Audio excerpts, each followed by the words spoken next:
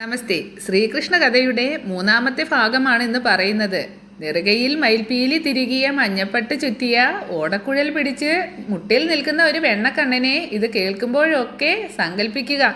അതേപോലെ ഇന്ന് അഷ്ടമി രോഹിണിയാണ്. ഈ അഷ്ടമി രോഹിണി നാളിൽ ഭഗവാന്റെ കഥ പറയാൻ തോന്നിയത് തന്നെ പുണ്യം.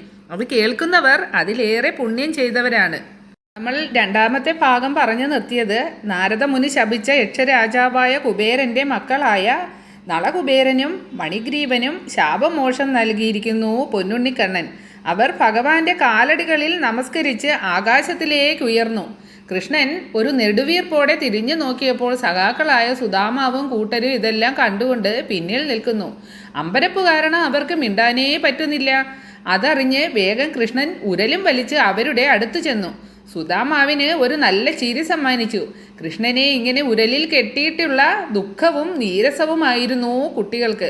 അവർ നാലുപുറവും നിന്ന് കൃഷ്ണനെ സമാധാനിപ്പിക്കുവാൻ ശ്രമിച്ചുകൊണ്ടിരുന്നു. ഏതോ മരം വീഴുന്ന ശബ്ദം കേട്ട് നന്ദഗോപർ അവിടെയെല്ലാം നോക്കി. എന്നിട്ട് ആ കൃഷ്ണന്റെ അടുത്തേക്ക് നടന്നെത്തുകയായിരുന്നു. കൃഷ്ണന്റെ ബന്ധനാവസ്ഥ കണ്ട് അദ്ദേഹം ചിരിച്ചു. എന്നിട്ട് നന്ദഗോപർ ഉണ്ണിയോട് പറയുകയാണ്, ഞാൻ വിളിച്ചാൽ കണ്ണൻ വരില്ലല്ലോ, അമ്മ വിളിച്ചാലല്ലേ വരൂ. ഇപ്പോൾ ആ അമ്മ തന്നെ നിന്നെ ഉരലിൽ കെട്ടിയിട്ടില്ലേ, നന്നായി. അദ്ദേഹം ആ കയറുകൾ മെല്ലെ അഴിക്കാൻ തുടങ്ങി. ഹോ, ഈ കുഞ്ഞു വയറ്റത്തൊക്കെ പാടുകൾ വീണല്ലോ, ചുവന്നു. എത്രയേറെ കയറുകളാണ്. ഇത്രയധികം കയറ് വേണോ എൻ്റെ ഉണ്ണിക്കണ്ണനെ ഒന്ന് കെട്ടിയിടാൻ? ഈ യശോദ കാണിച്ച പണി. നന്ദവ്രജത്തിൽ മരം വീഴുന്ന ശബ്ദം കേട്ടിട്ട് അയൽവാസികൾ ഓടി വന്നു. അവർ പരസ്പരം അവിശ്വാസത്തോടെ പറഞ്ഞുകൊണ്ടിരുന്നു, കാറ്റും മഴയും ഒന്നും ഇല്ലാതെ ഇത്ര വലിയ മരങ്ങൾ ഇങ്ങനെ കടപുഴകി വീഴുന്നത് എങ്ങനെ? ഇത് വല്ലാത്തൊരു അത്ഭുതം തന്നെ. അപ്പോൾ സുദാമാവും കൂട്ടരും അവരുടെ അടുത്ത് വന്ന് നടന്ന സംഭവങ്ങൾ വിവരിച്ചു. അത് കേട്ട മുതിർന്നവർ ചോദിച്ചു, ഇതൊക്കെ സത്യമാണോ കുട്ടികളെ? കുട്ടികൾ പറഞ്ഞു, അതേന്നേ, ഞങ്ങൾ നോക്കി നിൽക്കുകയായിരുന്നു. അപ്പോൾ കുട്ടികൾ ഒന്നിച്ചാണ് ഇങ്ങനെ പറഞ്ഞത്. കൃഷ്ണന്റെ പണികളൊക്കെ അങ്ങനെ തന്നെയല്ലേ, ഇനിയും എന്തൊക്കെ കാണണം. പോകാൻ തുടങ്ങിയ ഗോകുലവാസികളെ തടഞ്ഞ നന്ദഗോപർ പറഞ്ഞു, നിങ്ങൾ ഇവിടെ ഇരിക്കുവിൻ, ഒരു പ്രധാന കാര്യം ആലോചിക്കാനുണ്ട്. ഈ മരം വീഴലും കൂടി കഴിഞ്ഞപ്പോൾ എനിക്ക് ഒട്ടും സ്വൈര്യമില്ലാതെയായി. തുടർച്ചയായി ആപത്തുകൾ തന്നെ. നമ്മളിനി എന്തു ചെയ്യണമെന്ന് ആലോചിക്കണം. ഇക്കാര്യം എല്ലാ ഗോപന്മാരുടെ ഉള്ളിലും ഉണ്ടായിരുന്നു. അവരുടെയൊക്കെ പ്രതിനിധിയായി അറിവുള്ളവനും ഭക്തനും നല്ലവനുമായ ഉപനന്ദനെ മുന്നിലിരുത്തി ഒരു പരിഹാരം കണ്ടുപിടിക്കുവാൻ ചുമതലപ്പെടുത്തി. നന്ദന്റെ പ്രധാന ഉപദേഷ്ടാവും മറ്റൊരു നിലയ്ക്ക് ബന്ധുവുമാണ് ഉപനന്ദനൻ. അതുമാത്രമല്ല, ഭൂമിശാസ്ത്രം നന്നായിട്ട് അറിയാവുന്നവനുമാണ്. അദ്ദേഹം ആലോചിച്ച ശേഷം പറഞ്ഞു, ഈ സ്ഥലത്തിന്റെ ദോഷമാണ് ആപത്തുകൾക്ക് കാരണമെന്ന് തോന്നുന്നു. കുട്ടികൾക്കാണ് ആപത്ത് വരുന്നതും. ഇതുവരെ സംഭവിച്ചതിൽ നിന്നൊക്കെ ഭഗവാൻ രക്ഷിച്ചു. ഇനിയും ദുർലക്ഷണങ്ങൾ തന്നെ. ഗോകുലത്തിനെന്തോ അനർത്ഥം ബാധിച്ചിരിക്കുന്നു. നമ്മൾ നമ്മുടെ പശുക്കളെയും ഭൃത്യാദികളെയും കൊണ്ട് മറ്റൊരു സ്ഥലത്തേക്ക് പോകുന്നതാണ് ഉചിതം. അങ്ങനെ എല്ലാവരും തലകുലുക്കി. അപ്പോൾ നന്ദഗോപർ ചോദിച്ചു, അത് ശരി തന്നെ, പക്ഷേ ഏതു സ്ഥലത്തേക്ക് പോകും? ഒന്നുകൂടി ആലോചിച്ച് ഉപനന്ദൻ നിർദ്ദേശിച്ചു, ഗോവർദ്ധന പർവ്വതത്തിന്റെ സമീപത്തായി യമുനാ നദി അർദ്ധചന്ദ്രാകൃതിയിൽ ഒഴുകുന്ന സ്ഥലത്ത് വൃന്ദ എന്ന ദേവിയാൽ രക്ഷിക്കപ്പെടുന്ന വൃന്ദാവനം എന്ന ഒരു പ്രദേശമുണ്ട്. ദുഷ്ടമൃഗങ്ങളില്ലാത്ത സ്ഥലം, ഇഷ്ടംപോലെ പുല്ല്, ശുദ്ധിയുള്ള ദേശം. നമുക്ക് അവിടെ താമസിക്കാം. അങ്ങനെ ആ അഭിപ്രായം എല്ലാവരും അംഗീകരിച്ചു. തങ്ങളുടെ കുടുംബത്തെയും വീട്ടു സാമാനങ്ങളെയും കാളവണ്ടികളിലാക്കി ഗോകുലവാസികൾ പുറപ്പെട്ടു. ഒരു ഘോഷയാത്ര പോലെയായിരുന്നു ആ പോക്ക്. മുൻപിൽ കന്നുകാലികൾ അമ്പും വില്ലുമായി ഗോപന്മാർ ഒപ്പം നടന്നു. വയസ്സന്മാരും കുട്ടികളും സ്ത്രീകളും വീട്ടു സാമാനങ്ങളും കാളവണ്ടിയിൽ. ഉപാധ്യായന്മാർ വേദം ചൊല്ലി അനുഗമിച്ചു. ആ യാത്ര അവർക്ക് ഏറ്റവും ഉല്ലാസപ്രദമായിരുന്നു. പശുക്കളുടെ കഴുത്തിലെ മണിയുടെ താളത്തിലുള്ള കിലുക്കം. രോഹിണിയുടെയും യശോദയുടെയും മടിയിൽ രാമകൃഷ്ണന്മാർ ഇരുന്നു. ഗോപസ്ത്രീകൾ അവരിൽ നിന്ന് കണ്ണെടുക്കുന്നില്ല. ഇടയ്ക്കൊന്ന് മറയുമ്പോൾ അവർ ചാഞ്ഞും ചരിഞ്ഞും നോക്കി. അവരെ രസിപ്പിക്കുവാനായി കൃഷ്ണൻ ഇടയ്ക്കൊരു കള്ളപ്പുഞ്ചിരി തൂകും. കണ്ണുകൾ കൊണ്ട് ചില സംഗതികൾ ഇങ്ങനെ കാണിക്കും. വീണ്ടും ഒന്നും അറിയാത്തതുപോലെ ബാലഭാവത്തിൽ അമ്മയോട് ചേർന്നിരിക്കുകയും ചെയ്യും. അപ്പോൾ ശ്രീകൃഷ്ണനിൽ ഹൃദയമർപ്പിച്ച ആ ഇടയ സ്ത്രീകൾ കൃഷ്ണലീലകൾ പാടി അതിൽ തന്നെ ലയിച്ചിരുന്നു. അങ്ങനെ ആ ഗോപവൃന്ദം ഉത്സാഹത്തോടെ വൃന്ദാവനത്തിലെത്തി. അവിടെ ഉത്തമമായൊരു പ്രദേശം തിരഞ്ഞെടുത്ത് വീടുകൾ കെട്ടി താമസവും തുടങ്ങി. ഗോപന്മാർ പൊതുവെ സ്വാശ്രയശീലരും ആഡംബരഭ്രമം കുറഞ്ഞവരുമായിരുന്നു. അതിനാൽ അവർക്ക് മാറി മാറി ഓരോ ദേശത്തും താമസിക്കുവാൻ ബുദ്ധിമുട്ട് തോന്നിയിരുന്നില്ല. സ്വധർമാചരണത്തിലായിരുന്നു അവരുടെ ശ്രദ്ധ. വൃന്ദാവനത്തിലെ ശാന്തതയും ഭംഗിയും അവർക്ക് ഏറെ ഇഷ്ടപ്പെട്ടു. സുഖമായി ജീവിതം തുടങ്ങി.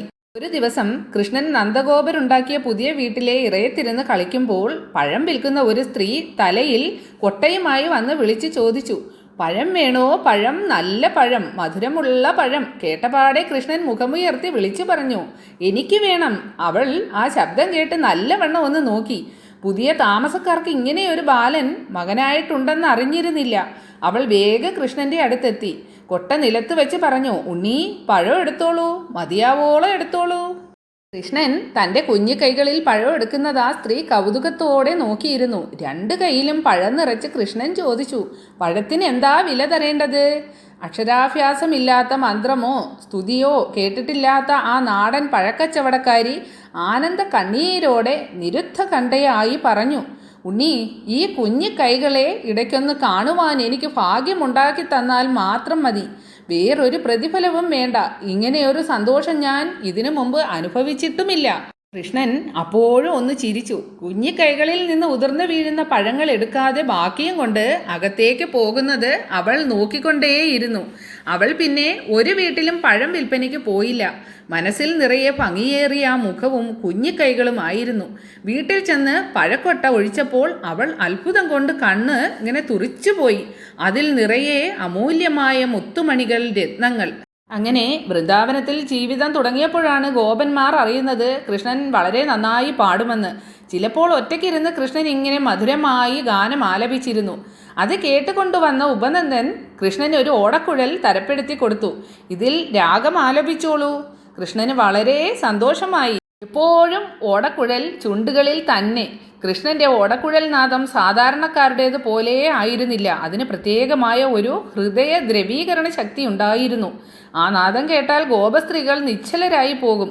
ബാഹ്യബോധം തന്നെ ശരിക്കും ഇങ്ങനെ നശിക്കും. ഗോപന്മാരും മറ്റു മനുഷ്യരും അവരവർ ചെയ്തിരുന്ന പണികൾ നിർത്തിവെച്ച് പാട്ടിന് കാതോർത്തിരിക്കും. ഈ പാട്ട് ചെവികളെ മാത്രമല്ല സമസ്ത ഇന്ദ്രിയങ്ങളെയും ഉണർത്തുന്നുവല്ലോ. മനുഷ്യർ മാത്രമല്ല, പക്ഷിമൃഗാദികളും ആ നാദധാരയിൽ ആകൃഷ്ടരായിരുന്നു. വൃന്ദാവനത്തിലെ പൊയ്കകളിൽ ധാരാളം താമരപ്പൂക്കളും ഹംസങ്ങളും ഉണ്ടായിരുന്നു. നീലജലത്തിൽ ഉല്ലാസത്തോടെ ജലസവാരി ചെയ്യുന്നതിനിടയിൽ ഹംസങ്ങൾ വിടർന്നു നിൽക്കുന്ന താമരപ്പൂവിലെ വെള്ള നൂലെടുത്ത് ഹംസികളുടെ കൊക്കിൽ വച്ചു കൊടുക്കുമായിരുന്നു. പൂവിൽ നിന്ന് താമരനൂൽ കൊത്തിയെടുക്കുമ്പോഴാവും കൃഷ്ണന്റെ വേണുഗാനം കേൾക്കുക. അപ്പോൾ മതിമറന്ന് കൊക്കിൽ താമരനൂലുമായി അരയന്നങ്ങൾ അങ്ങനെ ഇരുന്നു പോവും. എന്നിട്ടോ താമരയെ മറക്കും, കൊക്കിലുള്ള വെള്ള നൂലിനെ മറക്കും, പ്രേയസിമാരെ മറക്കും, തന്നെ മറക്കും. അതുപോലെ തന്നെയായിരുന്നു വൃന്ദാവനത്തിലെ പശുക്കളും കുരങ്ങന്മാരും പൂച്ചകളും നായകളും എല്ലാം. തള്ളപ്പയ്യൻ്റെ അകട്ടിൽ മുട്ടി മുലകുടിക്കുന്ന പശുക്കുട്ടികൾക്ക് പെട്ടെന്ന് കുടി നിർത്തി ചെവിയോർത്തു നിന്നു. ഹായ്, പാട്ട് കേൾക്കുന്നു, കൃഷ്ണന്റെ പാട്ട്. അന്തരീക്ഷത്തെ നിർവൃതി കൊള്ളിക്കുന്ന ഒരവസ്ഥയിൽ എത്തിച്ചു ആ ഗാനമാധുരി. അങ്ങനെ രാമകൃഷ്ണന്മാർ വലുതായി തുടങ്ങി. ഒരു ദിവസം കൃഷ്ണൻ തന്നെയാണ് നന്ദഗോപരോട് പറഞ്ഞത്, സുധാമാവും ഗോപാലനുമൊക്കെ കാലുമേയ്ക്കുവാൻ പോയി തുടങ്ങിയല്ലോ, ഞങ്ങളും പോവാം. നിങ്ങൾക്ക് കാട്ടിൽ പോവാൻ പ്രായമായോ? ഉവ്, ഞങ്ങളുടെ കൈയും കാലും നോക്കൂ, എന്തു ബലമാണ്. കൃഷ്ണൻ കൈ ഉയർത്തി കാണിച്ചപ്പോൾ നന്ദഗോപർ ചിരിച്ചുകൊണ്ട് പറഞ്ഞു, ശരി, നാളെ മുതൽക്ക് പോവാം. നിങ്ങൾ പശുക്കുട്ടികളെ മേയ്ച്ചാൽ മതി. അങ്ങനെ കൃഷ്ണന് വളരെ സന്തോഷമായി. അടുത്തുനിന്ന ഏട്ടനെ കൂട്ടി കൃഷ്ണൻ നൃത്തം തുടങ്ങി. എന്തൊരു ഭംഗിയാണ് രാമകൃഷ്ണന്മാരുടെ നൃത്തത്തിന്. നന്ദഗോപരും യശോദയും മാത്രമല്ല, വൃന്ദാവനം മുഴുവൻ ആനന്ദത്തിൽ മതിമറന്നു പോയി. ആരാണ് ഈ കുട്ടികളെ ഇങ്ങനെ നൃത്തം ചെയ്യുവാനും പാട്ടുപാടാനും പഠിപ്പിച്ചത്? അവർ പരസ്പരം ചോദിച്ചു. അതിനൊരു മറുപടി പക്ഷേ ആരും പറഞ്ഞില്ല. രാമകൃഷ്ണന്മാർ ശരിക്കും ഗോപാലരായി കഴിഞ്ഞു. രാവിലെ പ്രാതൽ കഴിഞ്ഞാൽ അമ്മമാർ മക്കളെ യാത്രയാക്കുന്ന തിരക്കിലാകും. രാമന് നീലപ്പട്ടാണ് ചേരുക, കൃഷ്ണൻ മഞ്ഞപ്പട്ടും. മുടി വൃത്തിയിൽ കെട്ടി ഒരു മയിൽപ്പീലി ചൂടിക്കും. നെറ്റിയിൽ ഗോരോചന കുറിയിടും. കഴുത്തിൽ ഒരു വനമാല, അരയിൽ കിങ്ങിണി, ഒരു കൈയിൽ ഓടക്കുഴലും മറ്റേ കൈയിൽ കാലിക്കോലും. രാമകൃഷ്ണന്മാരുടെ ആ മനോഹര രൂപം ആദ്യം യശോദയും രോഹിണിയും നോക്കി ആസ്വദിക്കും. പിന്നീടാണ് നന്ദഗോപർ കാണുക. അപ്പോഴേക്കും ഗോപികളുടെ വരവായി. സ്വന്തം മക്കളെയും അവർ അണിയിച്ചൊരുക്കി കൊണ്ടുവരും ഗോപാല സംഘത്തിൽ ചേർക്കാൻ. എല്ലാവർക്കും കൃഷ്ണനെ പോലെ ആവാനാണ് മോഹം. എന്ന് വെച്ചാൽ മഞ്ഞപ്പട്ടുടുക്കണം, പീലി തിരുകണം, വനമാല അണിയണം. അങ്ങനെ അണിയിക്കുവാൻ അമ്മമാർക്കും ഉത്സാഹമായിരുന്നു. അവർ മക്കളെ പ്രത്യേകം പറഞ്ഞേൽപ്പിച്ചു. നിങ്ങൾ രാമകൃഷ്ണന്മാരുടെ കൂടെ നിൽക്കണം, കൃഷ്ണനെ നല്ലോണം നോക്കണേ. ഇത് മാത്രമല്ല, പശുക്കുട്ടികൾക്കും ഉത്സാഹം കൂടിയത് കൃഷ്ണനും രാമനും വന്നപ്പോഴാണ്. കുടമണി കിലുക്കിക്കൊണ്ട് അവ മുൻപിൽ ചാടിത്തുള്ളി നടന്നു. കൃഷ്ണന്റെ നെറ്റിയിലെ ഗോരോചനത്തിൻ്റെയും വനമാലയുടെയും വാസന അവയെ ഹരം പിടിപ്പിച്ചു. പശുക്കുട്ടികൾ ഇടയ്ക്കിടെ നിന്ന് കൃഷ്ണനെ തൊട്ടുരുമുകയും വീണ്ടും നടക്കുകയും ചെയ്തു. വൃന്ദാവനത്തിലെ വിസ്തൃതമായ പുൽമേട്ടിൽ പശുക്കളെ മേയാൻ വിട്ടാൽ പിന്നെ കുട്ടികൾ കളി തുടങ്ങും. പലതരം കളികളുണ്ടവർക്ക്. ഓടിക്കളിക്കും, ഒളിച്ചു കളിക്കും, ആട്ടക്കളം പിടിച്ചു കളിക്കും. എല്ലാറ്റിനും നേതാവ് കൃഷ്ണനാണ്. ഉച്ചഭക്ഷണത്തിൻ്റെ സമയമാവുമ്പോഴേക്ക് പശുക്കുട്ടികളുടെ വയറ് നിറഞ്ഞു വീർത്തിട്ടുണ്ടാവും. ഗോപക്കുട്ടികളുടെ വയറ് ഒഴിഞ്ഞു വറ്റിയിട്ടുമുണ്ടാവും. അതിനാൽ ഓരോരുത്തരും ഉറക്കെ പശുക്കുട്ടികളുടെ പേര് പറഞ്ഞ് വിളിച്ചു വരുത്തി ഇങ്ങനെ തെളിച്ച് വ്രജത്തിലെത്തും. എല്ലാവരും ആദ്യം എത്തുക നന്ദഗോപരുടെ സ്ഥലത്താണ്. പിന്നെ അമ്മമാർ സ്വന്തം മക്കളെ വിളിച്ചു കൊണ്ടുപോകും. കുട്ടികൾ കാട്ടിലെ വിശേഷങ്ങൾ നിർത്താതെ പറഞ്ഞിരുന്നു. കൃഷ്ണൻ്റെ ഓരോരോ തമാശകളും കളികളും ഈ കഴിവുകളും എല്ലാം ഇങ്ങനെ അമ്മമാരെ കുട്ടികൾ പറഞ്ഞു കേൾപ്പിച്ചുകൊണ്ടേയിരുന്നു. സുദാമ അമ്മയോട് പറയുകയാണ്, അമ്മേ, കൃഷ്ണൻ ഇന്ന് മാവിൻ്റെ ഒത്ത നെറുകയിൽ കയറി. അപ്പോൾ അവിടെ ഇരുന്ന തത്തയും ചെമ്പോത്തുമൊക്കെ കൃഷ്ണൻ്റെ ചുമലിലും മടിയിലും വന്നിരുന്നു. അമ്മേ, ഈ കൃഷ്ണനെ അരയന്നത്തിൻ്റെയും കുയിലിൻ്റെയും തത്തയുടെയും ഒക്കെ ശബ്ദം അതുപോലെ കേൾപ്പിക്കാൻ അറിയാം. ദിവസങ്ങൾ ഇങ്ങനെ വളരെ രസമായി കഴിഞ്ഞു. ഒരു ദിവസം പശുക്കുട്ടികളുടെ കൂടെ വേറെ ഒരു പശുക്കുട്ടി കൂടി. ഗോപക്കുട്ടികൾ അവനെ ശ്രദ്ധിച്ചില്ല. എന്നാൽ കൃഷ്ണൻ അതിനെ ഒന്ന് നോക്കി. എന്നിട്ട് ബലരാമനെ ഒന്ന് തോണ്ടി കണ്ണുകൊണ്ട് ആംഗ്യം കാണിച്ചു. പിന്നെ ഒന്നും അറിയാത്തതുപോലെ ഒപ്പം നടന്നു. കുറച്ച് നടന്ന് അതിനെ തൊട്ടു തടവി മറ്റുള്ളവരിൽ നിന്ന് അകറ്റി വേറെ കൊണ്ടുപോയി. നേരെ നിന്ന് അതിൻ്റെ പിൻകാലുകൾ പിടിച്ച് ഒന്ന് വട്ടം ചുറ്റിച്ചിട്ട് ഒരേറെറിഞ്ഞു. അങ്ങ് അകലെയാണ് അത് ചെന്ന് വീണത്. അതോടെ അതിൻ്റെ കഥ കഴിഞ്ഞു. ചത്തപ്പോൾ പൊടുന്നനെ അതൊരു അസുരനായി മാറി. ശ്രീകൃഷ്ണനെ കൊല്ലാൻ കംസൻ പറഞ്ഞയച്ച ഒരു അസുരനായിരുന്നു അത്. ഈ കാഴ്ച കണ്ടു നിന്ന ഗോപക്കുട്ടികൾ വാ പൊളിച്ച് അമ്പരന്ന് നിൽപ്പായി. വീട്ടിലെത്തിയിട്ടും അവരുടെ അമ്പരപ്പ് മാറിയിരുന്നില്ല. അവർ അമ്മമാരോട് പറഞ്ഞു, ഈ കൃഷ്ണൻ എന്തൊക്കെയാണ് ചെയ്യുന്നത്? ഒരു കുട്ടിക്ക് കഴിയുന്നതാണോ ഇതൊക്കെ? എന്നാലോ ഓടി വന്ന് കെട്ടിപ്പിടിക്കുന്ന കൃഷ്ണനുണ്ണിയെ കാണുമ്പോൾ അവരുടെ എല്ലാ അമ്പരപ്പ് മറയുകയും ചെയ്തു. രാത്രി ഉറങ്ങാൻ കിടന്നപ്പോൾ ബലരാമൻ കൃഷ്ണനോട് ചോദിച്ചു, കൃഷ്ണ, ആ വത്സാസുരനെ നീ എങ്ങനെ തിരിച്ചറിഞ്ഞു? അതവൻ്റെ മായാപ്രയോഗമല്ലേ, പാവം. അവന് ഭയമായിരുന്നു ഇവിടെ വന്നാൽ ജീവനോടെ തിരിച്ചു പോകാൻ പറ്റില്ലെന്ന് അവൻ അറിയാമായിരുന്നു. മരണം കംസന്റെ കൈകൊണ്ട് വേണ്ടല്ലോ എന്ന് അവൻ കരുതി കാണും.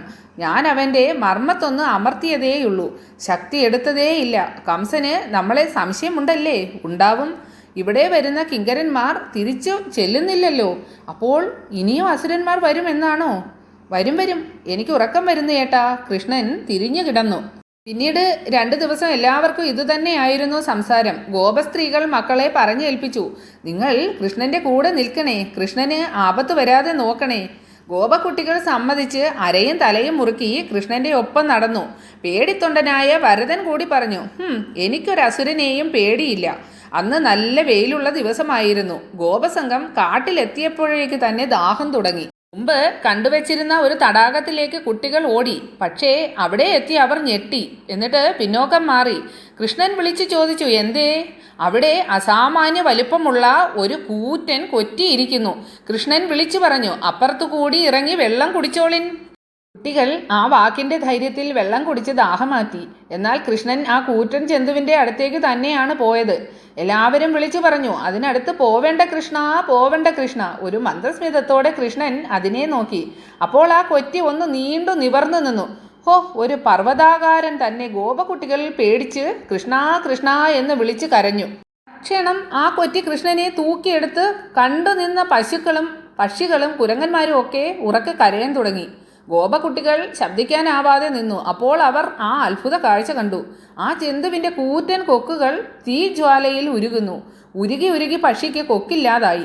അപ്പോൾ പൊടുന്നനെ അത് കൃഷ്ണന് വിഴുങ്ങാനുള്ള ശ്രമമായി. ഉടൻ കൃഷ്ണൻ അതിൻ്റെ ശരീരം തൊഴിച്ച് നിലത്തിട്ട് 2 കൈ കൊണ്ടും അതിൻ്റെ വായ പിടിച്ചകറ്റി ശരീരം തന്നെ പിളർന്നു. അസുരരൂപത്തിൽ അത് ചത്തു വീഴുന്നത് ഗോപക്കുട്ടികളും പശുക്കളും മാത്രമല്ല, ആകാശചാരികളും കണ്ടു. അവർ കൃഷ്ണനുമേൽ പുഷ്പവർഷം ചൊരിഞ്ഞു. കൃഷ്ണനാകട്ടെ ഒന്നും മിണ്ടാതെ തടാകത്തിലിറങ്ങി കൈയും കാലും കഴുകി സഖാക്കളുടെയും പശുക്കുട്ടികളുടെയും കൂടെ കൂടി. അന്ന് വ്രജത്തിൽ ചെന്നപ്പോൾ കൃഷ്ണനെ പ്രജാവാസികൾ എതിരേറ്റത് അഷ്ടമംഗല്യത്തോടെ ആയിരുന്നു. അഞ്ചലൻ എന്ന ഗോപകുട്ടി മുൻപേ പോയി. അവൻ കണ്ട അത്ഭുതങ്ങൾ വ്രജവാസികളെ അറിയിച്ചു. അതിനാൽ അന്ന് കൃഷ്ണനെയും കൂട്ടുകാരെയും സ്വീകരിക്കുവാൻ പുരുഷന്മാരും വന്നിരുന്നു. കൊറ്റിയുടെ കൊക്കുകൊണ്ട് കൃഷ്ണന് മുറിവ് പറ്റിയിരിക്കുമോ എന്നവർ ഭയപ്പെട്ടിരുന്നു. ഭാഗ്യം കൊണ്ട് ഒന്നും പറ്റിയില്ല. ആത്മജ എന്ന ഗോപസ്ത്രീ ഒരു പാത്രം നിറയെ വെണ്ണ കൊണ്ടുവന്ന് കൃഷ്ണന് കൊടുത്തു. മഹാജ്ഞാനിയായ ഗർഗമഹർഷി പറഞ്ഞ കാര്യം നന്ദൻ വീണ്ടും ഓർത്തു. ഹേ നന്ദ, നിന്റെ ഈ പുത്രൻ ഗുണങ്ങൾ കൊണ്ടും ശ്രേഷ്ഠത കൊണ്ടും സാക്ഷാൽ നാരായണന് തുല്യനായിരിക്കും. ശ്രീകൃഷ്ണ സാന്നിധ്യത്തിൽ ആ വ്രജവാസികളും വൃന്ദാവനവും ആനന്ദചിത്തരായി ജീവിച്ചു. ഗോപസ്ത്രീകളാകട്ടെ ഓരോ ദിവസം കഴിയും തോറും അനന്യചിത്തകളായി ശ്രീകൃഷ്ണനെ ഹൃദയത്തിൽ പ്രതിഷ്ഠിക്കുകയും ചെയ്തു. അങ്ങനെ കാലങ്ങൾ കടന്നുപോയി. ബലരാമനും കൃഷ്ണനും ഗോപക്കുട്ടികളും കൗമാരത്തിൽ എത്തിയിരിക്കുന്നു. ഇനി അവർ പശുക്കുട്ടികളെ അല്ല, പശുക്കളെ തന്നെ മേയ്ക്കട്ടെ എന്ന് അച്ഛനമ്മമാർ വിധിച്ചു. കൃഷ്ണൻ വേഗം സമ്മതം മൂളി. പശുക്കളാകുമ്പോൾ കാടിൻ്റെ ഉള്ളിലേക്ക് പോകാലോ. കൃഷ്ണൻ ഇങ്ങനെ പശുക്കളെ മേയ്ക്കാൻ തുടങ്ങിയത് കാർത്തിക മാസത്തിലെ ശുക്ലാഷ്ടമി ദിവസമായിരുന്നു. അതിനാൽ ആ ദിവസത്തിന് ഗോപാഷ്ടമി എന്ന് പ്രസിദ്ധി വന്നു. കാട്ടിൽ കുട്ടികൾക്ക് നല്ല രസമായിരുന്നു. പലതരം വൃക്ഷങ്ങൾ, വള്ളിക്കുടിലുകൾ, പക്ഷികൾ, വണ്ടുകൾ, ചിത്രശലഭങ്ങൾ, പ്രകൃതി എല്ലാ സൗന്ദര്യവും ഗാംഭീര്യവും കോരി ഒഴിച്ച സ്ഥലം. അപ്പോൾ ശ്രീകൃഷ്ണ കഥ എന്ന കഥയുടെ മൂന്നാമത്തെ ഭാഗമാണ് ഇവിടെ പറഞ്ഞു നിർത്തുന്നത്. ഭഗവാന്റെ കഥകൾ ഇഷ്ടപ്പെടാത്ത ഒരു ഭക്തരും തന്നെ ഉണ്ടാകില്ല. അപ്പോൾ കുട്ടികൾക്കെല്ലാം കഥ പറഞ്ഞു കൊടുക്കുക, അവർക്കെല്ലാവർക്കും ഇഷ്ടപ്പെടും. അതേപോലെ തന്നെ ഈ കഥ നിങ്ങൾക്ക് ഇഷ്ടപ്പെടുകയാണെന്നുണ്ടെങ്കിൽ മറക്കാതെ കമൻറ്റ് ചെയ്യുക. ഈ കഥയുടെ അടുത്ത ഭാഗം നമുക്ക് അടുത്ത വീഡിയോയിൽ വീണ്ടും കാണാം. അപ്പോൾ എല്ലാവർക്കും ഒന്നുകൂടി അഷ്ടമി രോഹിണി ആശംസകൾ നേരുന്നു.